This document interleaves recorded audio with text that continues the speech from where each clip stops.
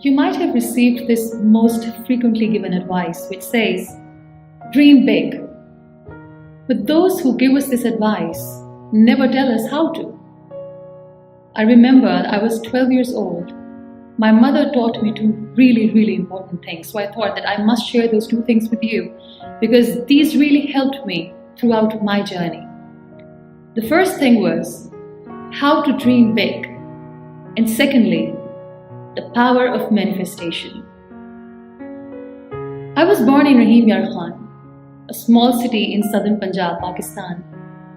As I mentioned earlier, I was 12 years old, and this incident happened during my summer break when all my friends had gone for summer vacations, and I couldn't go. That made me really sad, and throughout that summer break, I went quiet. I remember one night I was sitting in my garden outside, looking at the stars quietly. My mother knew something was off. She knew I was sad. So she came outside and she sat right next to me and asked me, "What is it? What is bothering you?" And I, being a 12-year-old, started cribbing and complaining about everything. I told her that I wish I could go for a vacation like my friends. Or maybe I'm not lucky enough as my friends. I wish I was born in a bigger, better city.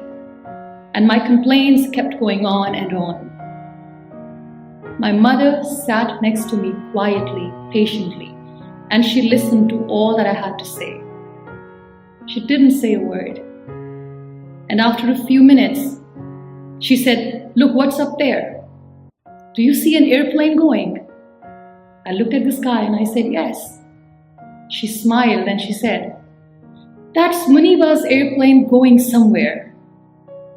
I looked at my mother and I said, "This is not funny. You don't have to try to make me laugh because I'm really sad." She smiled again and she repeated the same words again. She said, "Look, that's Muniba's flight going somewhere."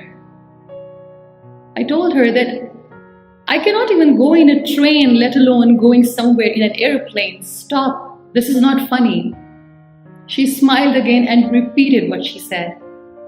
"Look, that's Muniba's flight going somewhere."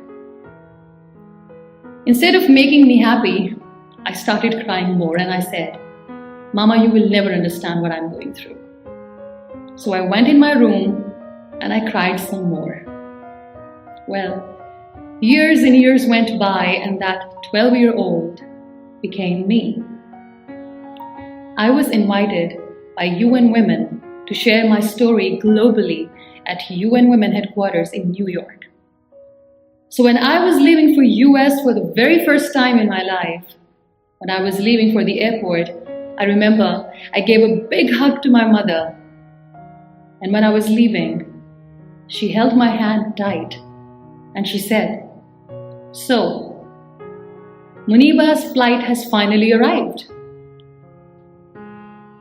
That moment was one of the most defining moments of my life.